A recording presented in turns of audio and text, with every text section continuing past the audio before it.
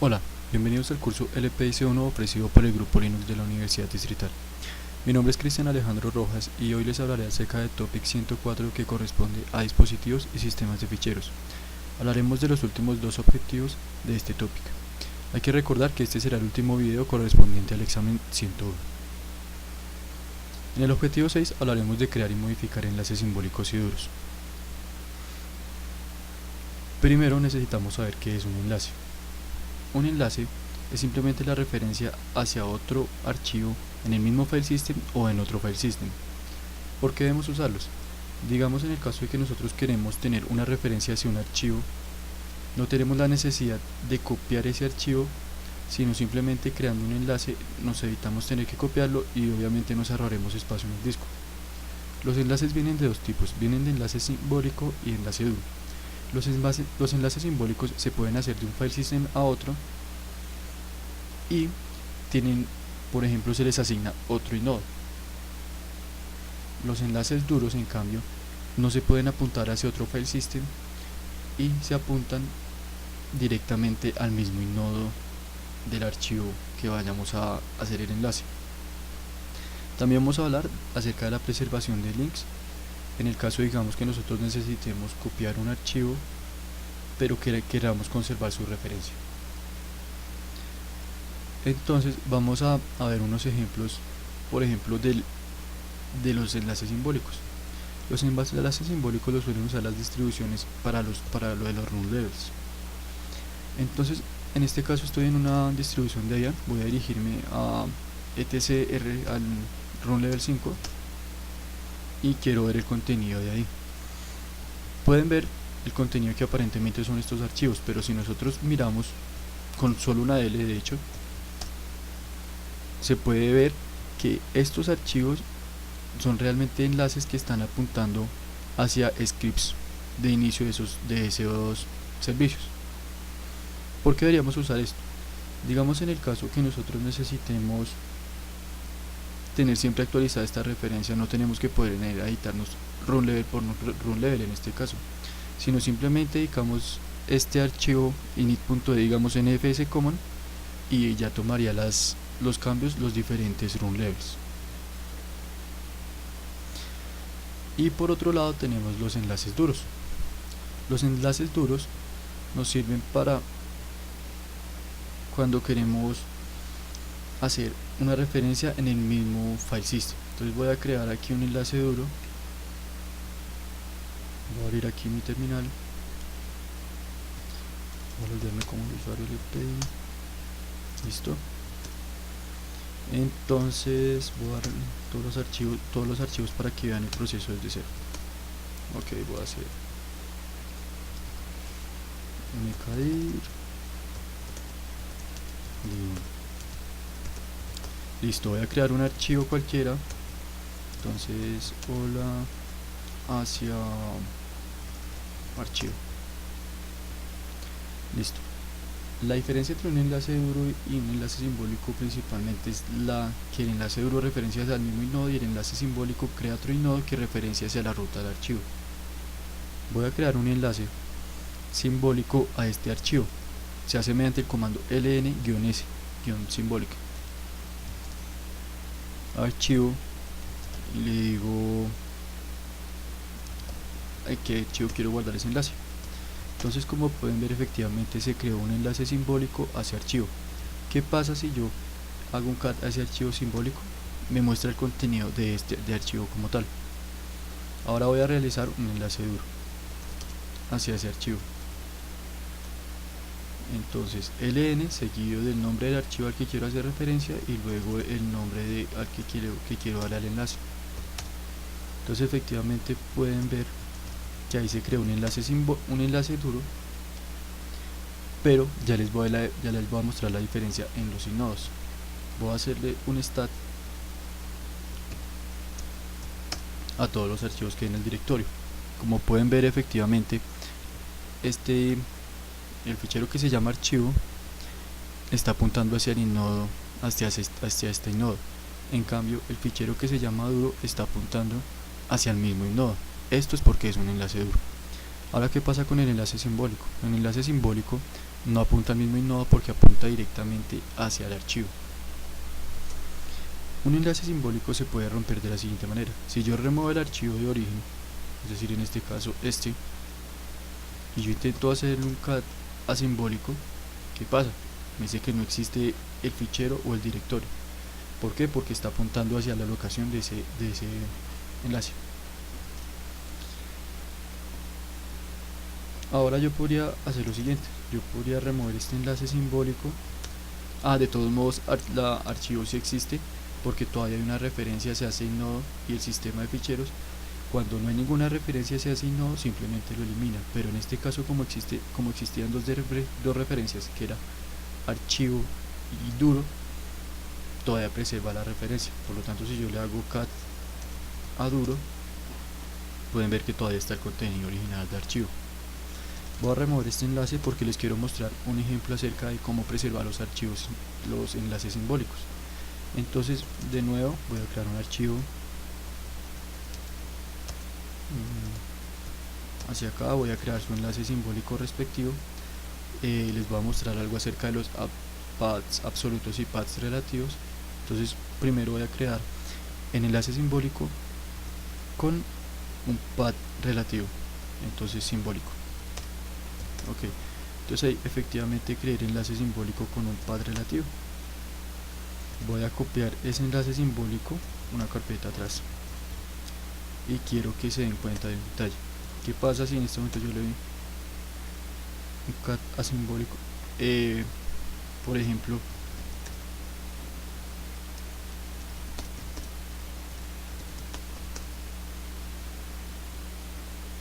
entonces ese apunta hacia el mismo nodo, pueden ver.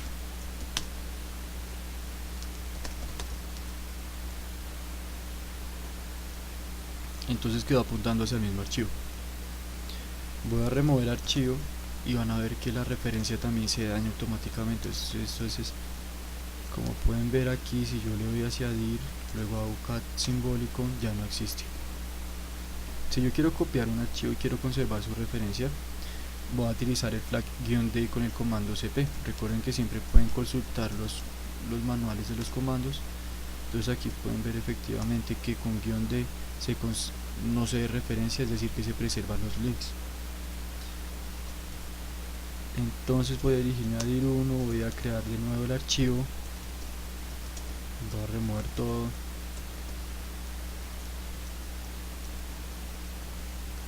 Examen 101, vamos a por ejemplo poner como contenido ese archivo, le digo archivo, creo su respectivo enlace simbólico.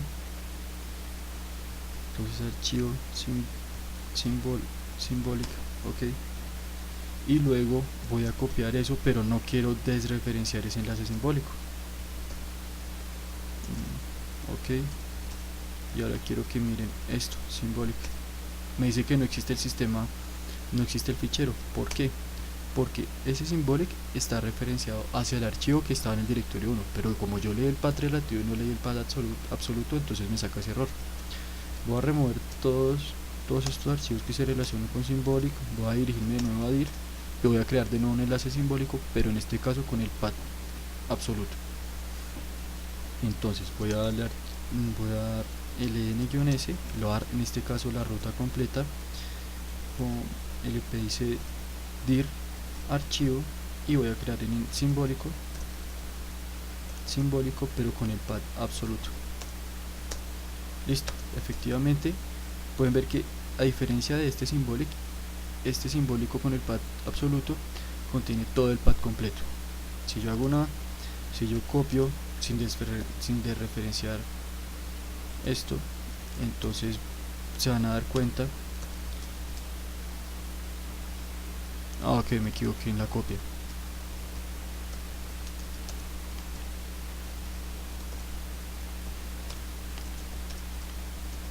Entonces pueden ver efectivamente que este enlace sigue apuntando hacia el enlace completo.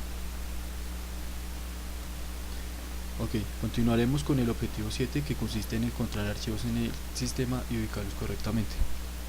Vamos a ver que los archivos se clasifican en varios tipos. Se puede clasificar según su acceso o según su modificación.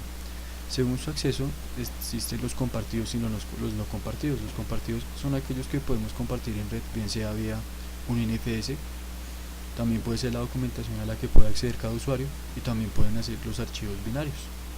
En no compartidos encontramos archivos de configuración y archivos de registro, que son generalmente archivos que solo le importan al administrador de sistemas. Ahora también los podemos ordenar mediante su modificación o su frecuencia de modificación. En este caso existen los archivos variables, que son los registros, que digamos ahí cada sistema guarda o cada programa guarda su log, y son archivos que tienen cambios muy frecuentes. Y están los estáticos, binarios, por ejemplo.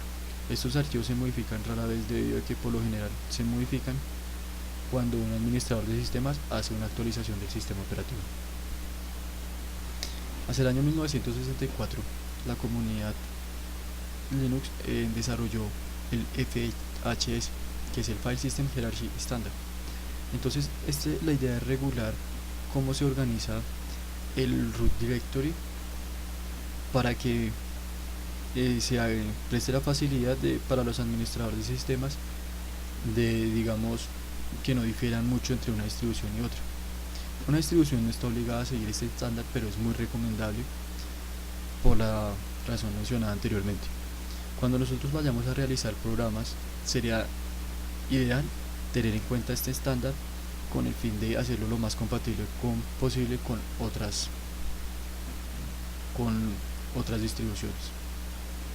Okay, entonces aquí encontramos que los archivos binarios que son esenciales, por ejemplo cat, grep, mod, se suelen almacenar en bin. También encontramos que en boot están los archivos estáticos del cargador de arranque, y encontramos el resto de definiciones. Ellos tienen una página web y de hecho tienen el último FHS que lanzaron fue el versión 2.3 y está el PDF disponible con toda la documentación en la página de ellos. Listo, vamos a ver algunos ejemplos acerca de compartidos, no compartidos, variables y estáticos. Entonces, un ejemplo de compartido y variable puede ser /mail, que es donde se almacenan los correos de los usuarios, o /home, que es donde se guardan los archivos de los usuarios normalmente. Otro ejemplo de compartido y estático es el USR, que es donde se suelen guardar las librerías y también los binarios del sistema.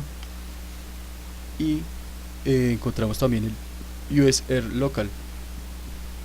Por otro lado, entre variables y no compartidos, encontramos el /log, que es donde se guardan todos los registros del sistema, y el /proc, que es donde el kernel se carga de guardar PIDs y cosas así.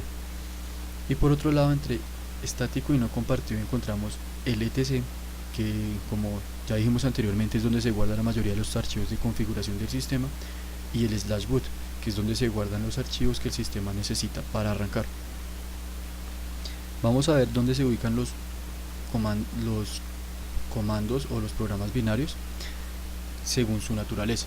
Digamos, una distribución por defecto, los comandos esenciales los guarda en /bin.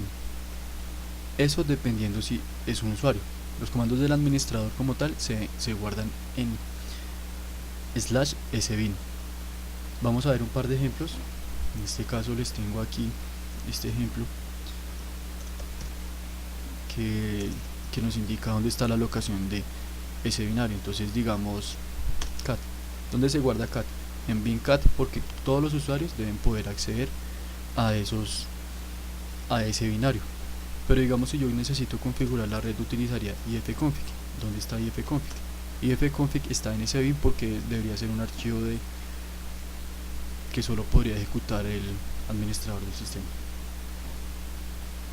También encontramos los archivos que son por defecto pero no son esenciales en un sistema.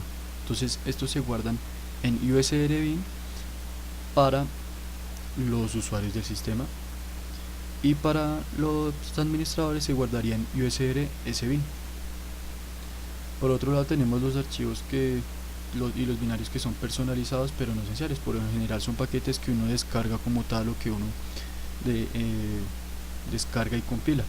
En este caso encontramos que los comandos de usuario serían guardar en USR local bin y los comandos del administrador en USR local sbin.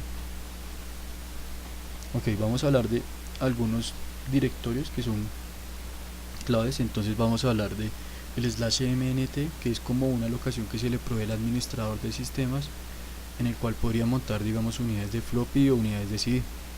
También encontramos el /boot, que como mencionamos anteriormente sería de tipo estático y no compartido, debido a que ahí el sistema se encarga de guardar los archivos de boteo.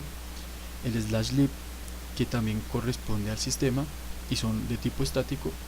Y aquí ya hablaríamos, en los siguientes dos hablaríamos de aquellos que podríamos compartir, es decir, nosotros podríamos montar un servidor NFS y compartir eso con el fin de reducir el uso de espacio en las diferentes estaciones de trabajo.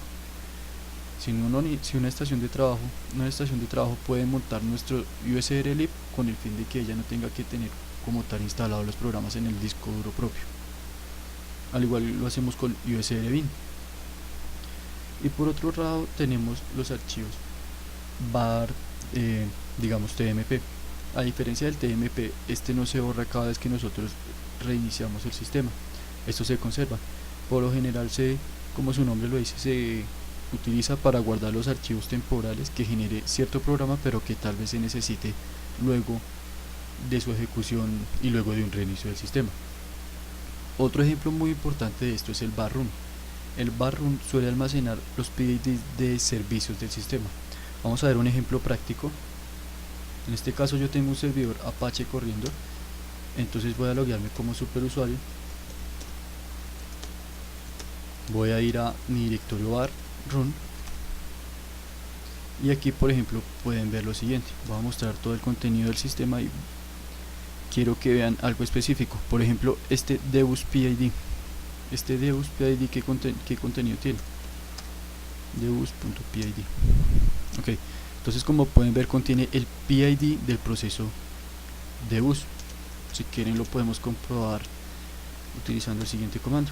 Entonces, como pueden ver, efectivamente deus tiene el mismo PID. ¿Para qué se utilizan este tipo de archivos? Apache o deus no pueden tener más de una instancia corriendo, es decir, más de una instancia corriendo en el mismo sistema. Apache viene y revisa si ya está corriendo, revisando ese archivo como tal. Vamos en este caso que Apache tiene este PID. Entonces, si yo intento arrancar Apache,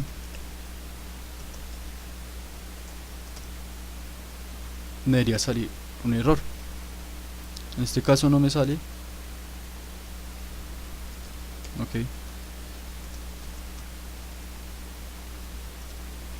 pero digamos, al intentar ejecutar la orden de Apache server, él viene y verifica que si ya está corriendo, simplemente reinició el servicio, que fue lo que pasó en este caso. Entonces, para eso sirven principalmente los servicios de este barrón. Quiero intentar hacer otra prueba.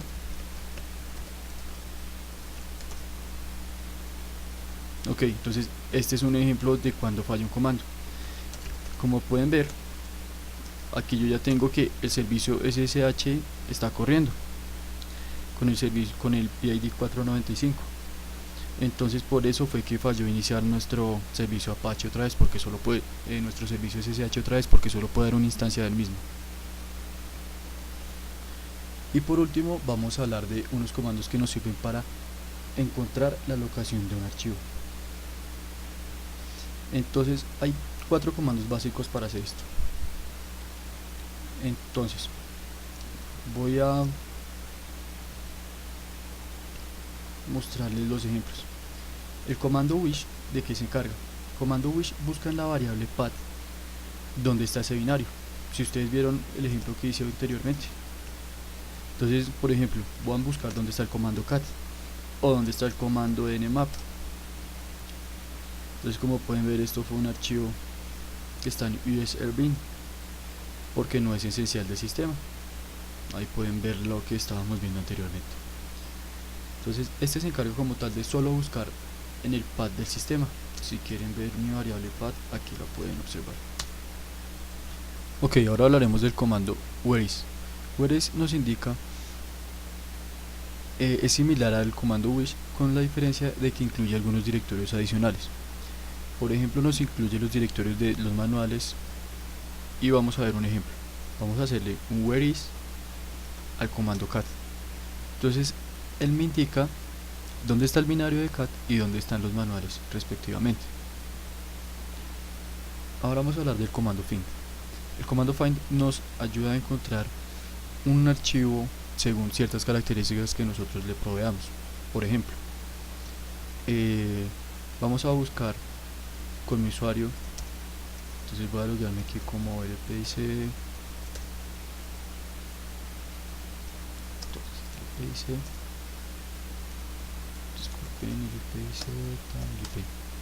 Listo. Quiero buscar en todos los directorios en todos los archivos de mi home un cierto nombre. Entonces voy a buscar todo lo que empiece por simple. Con el comando find le indico el directorio, en este caso le indico que busque en el directorio actual y todos sus subdirectorios. Name, entonces le voy a indicar que busque de la siguiente manera. Este es el menos eficiente de los 4 que tenemos. ¿Por qué? Porque él busca uno a uno. En cambio, con el comando locate, ¿qué podemos hacer? Con el comando locate nosotros tenemos una base de datos preconstruida de ubicaciones de archivos.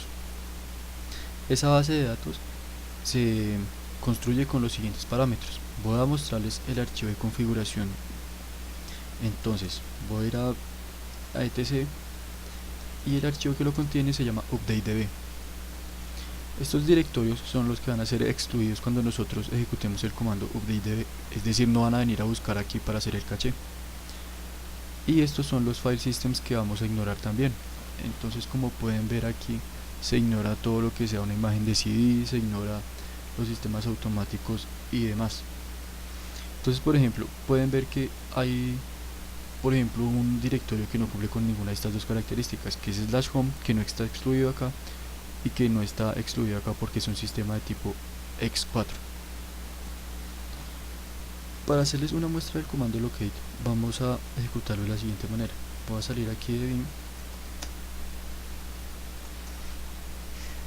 Ok, y luego voy a ejecutar el comando locate. En este caso voy a buscar un binario, que es Kazam, que es el sistema que usamos para grabar estos videos. Entonces, como pueden ver aquí, está todo lo que lo que está relacionado con Kazam. Si nosotros hubiéramos hecho la misma búsqueda con el comando find, aquí cancelé el comando locate porque nos iba a mostrar mucha más salida. Entonces voy a buscar todo lo que esté relacionado con Kazam, hubiera tomado mucho más tiempo. ¿Por qué? Porque, insisto, find no tiene una base de datos preconstruida. Entonces, como pueden ver, ahí sí ya está tomando mucho más tiempo. Les voy a mostrar dónde está la base de datos de locate. Entonces voy a dirigirme a cd, voy a dirigirme al directorio var lib mlocate y quiero que miren el contenido de este archivo. Ok, entonces ahí me indicó que era un archivo binario. Como pueden ver, el archivo pues en su mayoría es ilegible, pero contiene las ubicaciones de cada uno de esos archivos que obviamente estuvieron en esa actualización de ese caché. Para nosotros actualizar el caché del locate, simplemente ejecutamos el updatedb, el comando updatedb, que va a leer ese archivo de configuración que vimos previamente y va a empezar a regenerar esa base de datos. Bueno, esto sería todo por este objetivo y pues por nuestro video. Muchas gracias. Recuerden que en la próxima sesión pensaremos con los temas respectivos al examen 102. Saludos.